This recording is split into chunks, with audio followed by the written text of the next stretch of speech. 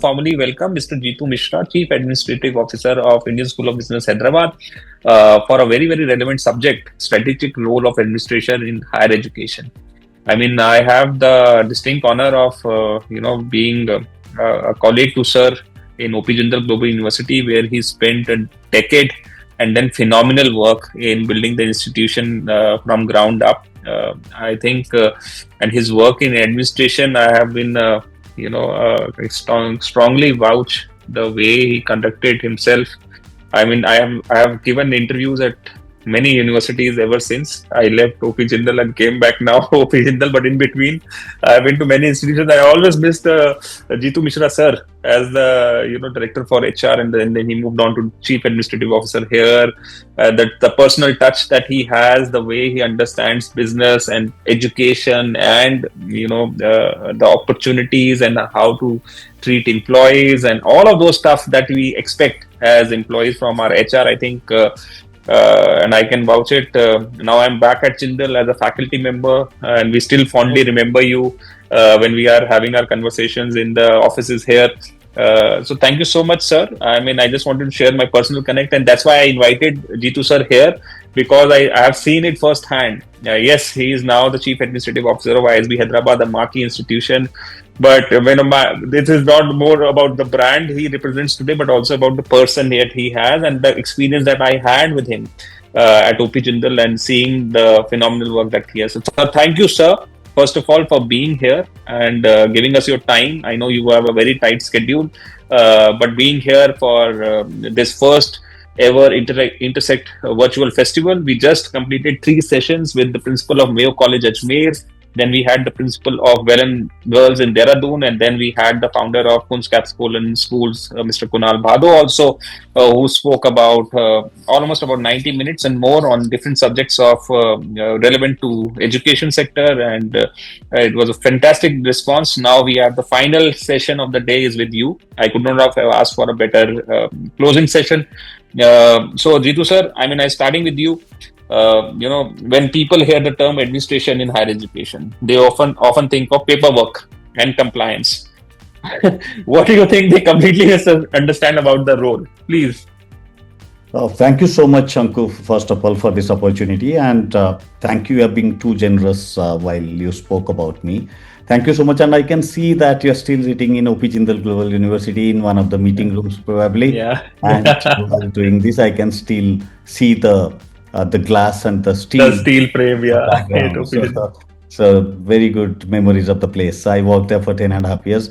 Thank you so much. So there is I think the biggest misunderstanding is that administration is seen as something that exists to do things that others do not want to do. And when we speak about people in higher education, our language is also quite revealing.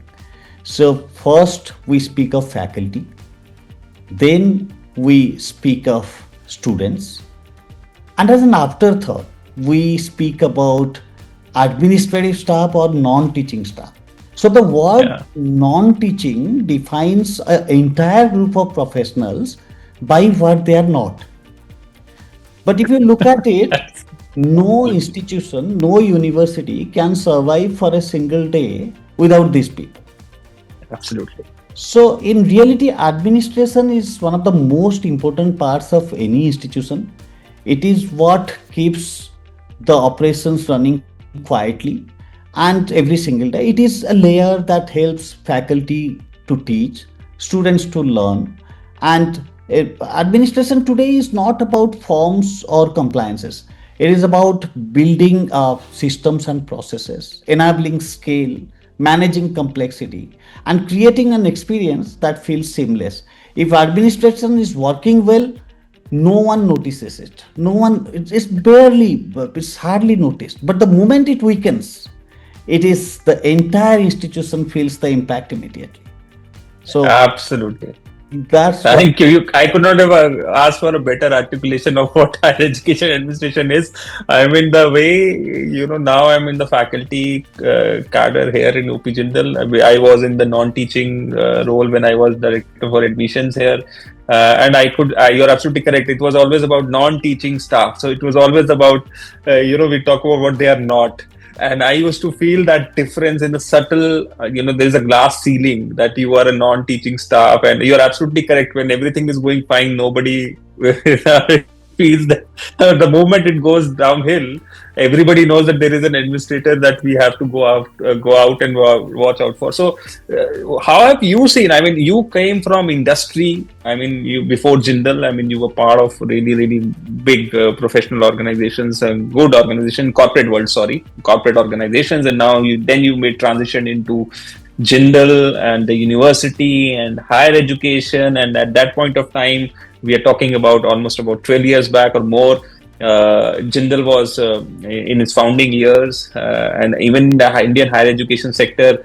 I mean, we didn't have roles which were not about moving papers, as it's a role in traditional public universities, right? If you go to public institutions, administration is about moving papers. That is what everybody thinks.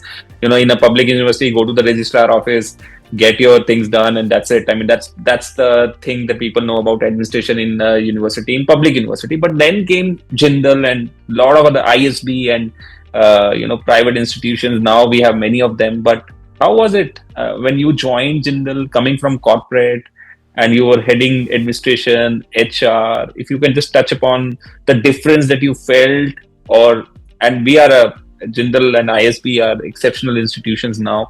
But I think is administration, the way they have given respect to administration, is one of the things that is also a driving factor for their success. Have they understood that administration is also a key part of university or higher education? What's your thoughts, sir?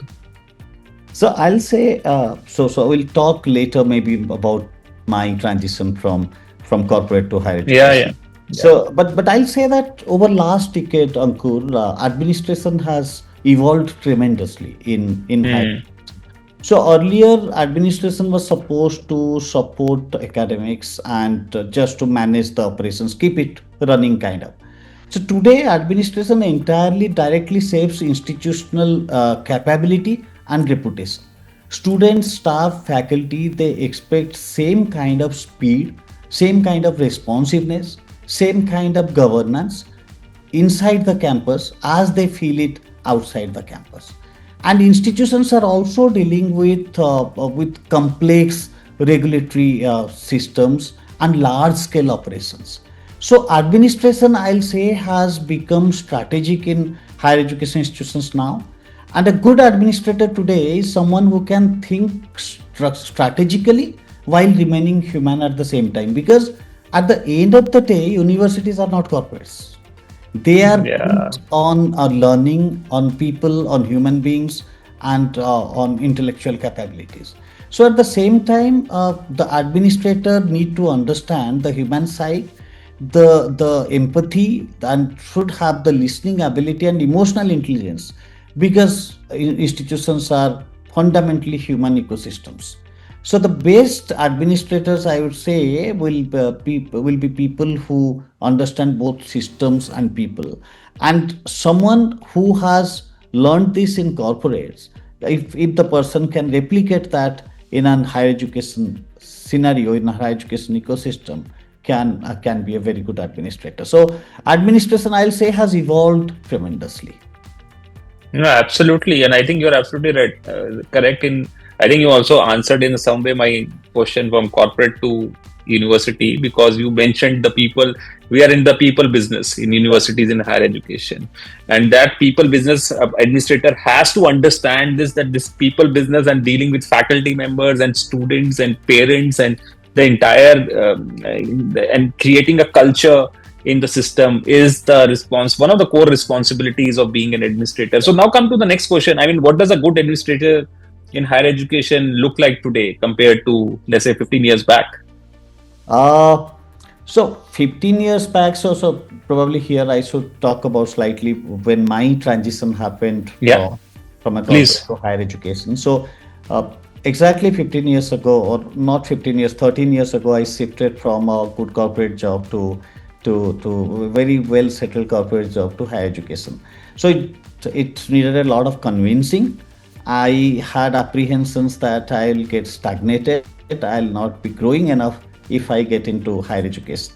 Because higher education 15 years ago was more of running operations. Yeah. Administration was more of running operations. There is no such strategic role which I could see. Because that time when I joined OP Jindal Global University, the university had 700 students, 65 staff, and roughly 65 or 70 faculty members. So when you come from a corporate, you and I was leading HR for a large infrastructure company which had some 8,000 people working in it. So when you leave such corporate jobs and come to higher education, so that time I could not see the scale.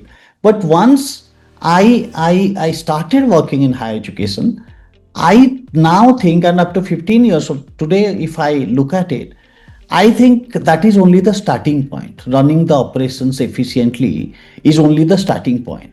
But a modern administrator, I'll say, should anticipate problems before they arrive. They need to Mm. understand technology, governance, communication, stakeholder expectations, and change management. And Mm. most importantly, they have to think across functions. So they have to understand how academics is interrelated to a HR, to a finance, to a IT, to a faculty, to a student housing management, to operations, how these things are interconnected. So today's administrator is no longer managing operations, they are orchestrating it. So Yeah. at the same time, one quality has remained timeless, and that is trust. People still value leaders who are dependable, calm under pressure, fair, and accessible. So if you have this, so I'll say that after 15 years, I can see this is the change which has happened in administration in higher education. Absolutely. And do you think that universities need corporate style management thinking now? I mean, that's what they are, is the requirement. Yes, to some extent, because I'll say that the universities can borrow the execution excellence, governance, and certain other kind of things like service orientation, process design, and accountability from the corporate. But universities also fundamentally are different from corporations. A Mm. corporation, I can say, can optimize for efficiency, but universities cannot, because they evolve Mm. around humans, learning, and people Mm. and ideas. Yeah. So Yeah. that's why corporatizing everything is not possible, but the answer lies in the balance of both. So institutions absolutely need professional management practices and operational maturity, and but the systems must still respect the academic culture, human depth, and that will make it unique. Wow. Absolutely. Yeah. And you also mentioned, sir, that there are that when everything is going right, nobody notices administration. So, what are those invisible administrative decisions that the students and community faculty never notice, but would immediately feel if they disappear? So, we can also define. I mean, for people who may not be working in administration as university administrator, what are the key roles and responsibilities that a university administrator has to take care of? So, well, Ankur, there will be many. Yeah. So it can be a preventive maintenance. It can Yeah. be a safety protocol.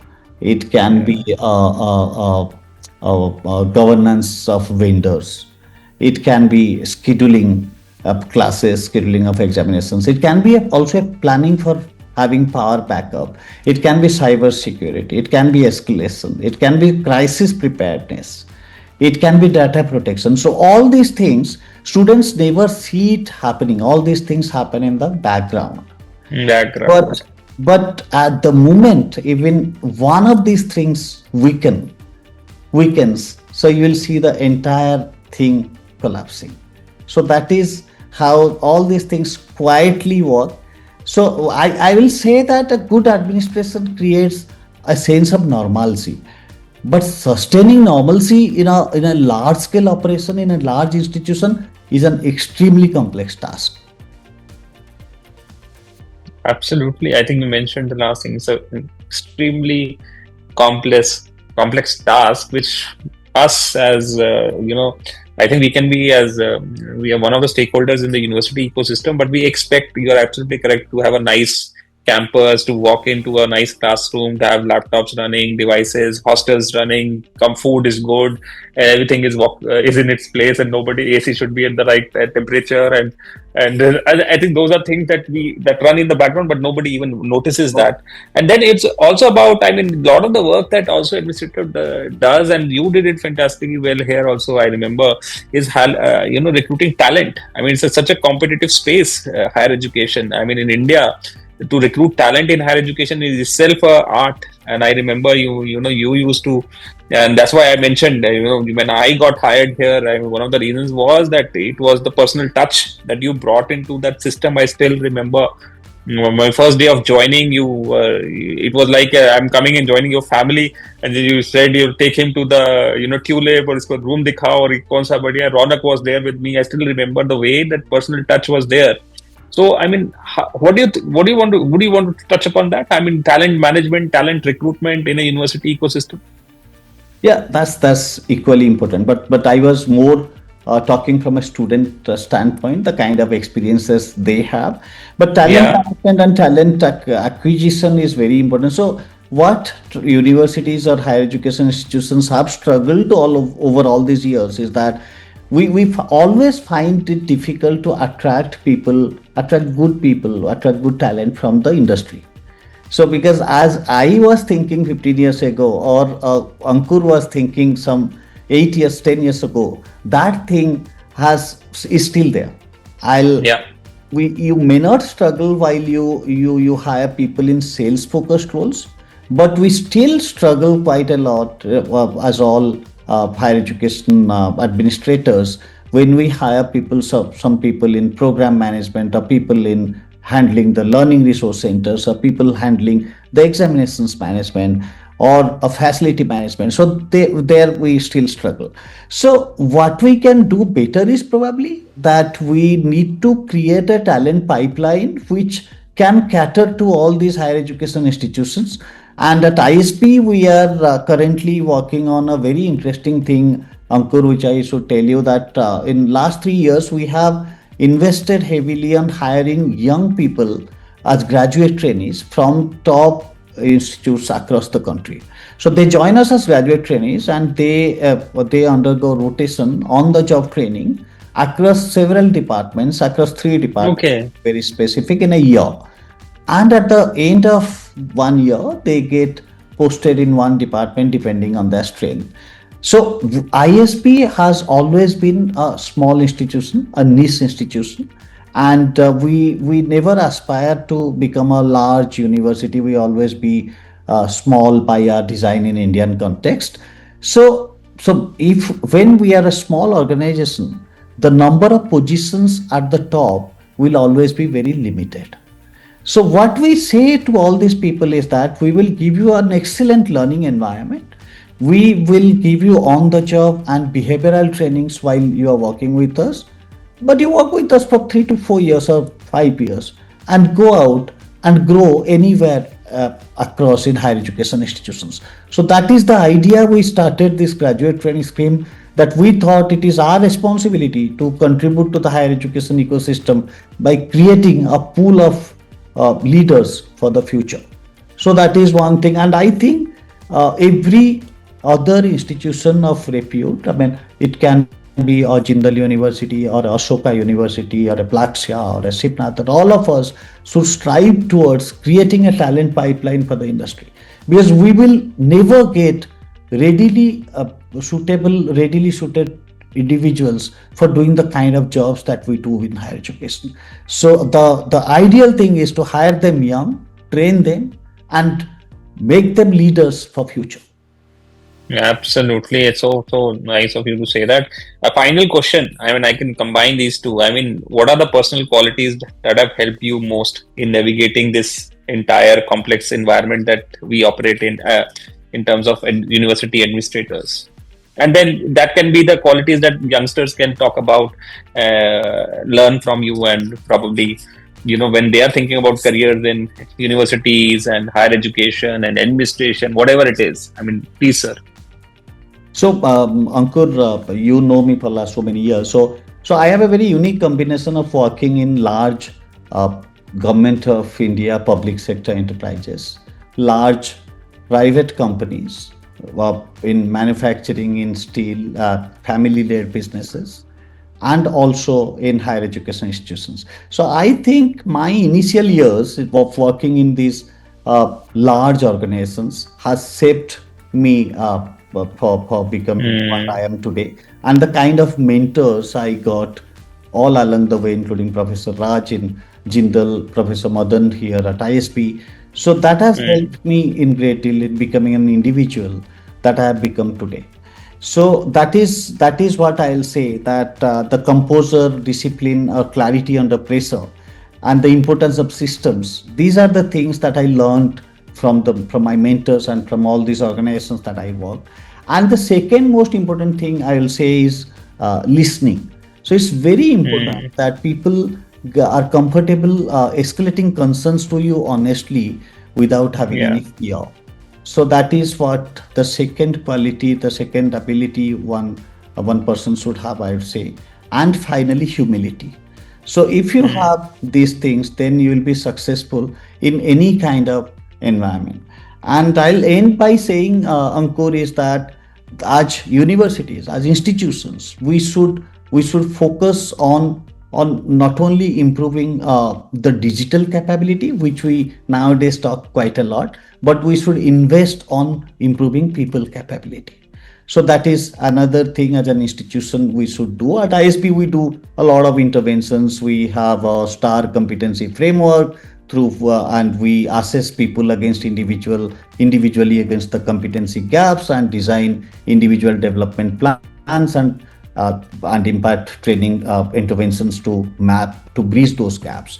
Also, there are very liberal policies on training, attending training programs within ISP and outside ISP, LinkedIn training. I mean, a lot of these interventions happen. But I'm saying that as institutions, as organizations, we should all work towards that to improve people capability. And the youngsters who are joining these organizations, they should look at the kind of learning opportunity they will get from the universities and institutions like us, and how they can be prepared to assume leadership roles in future through these trainings and on the job and off the job while they work in these institutions.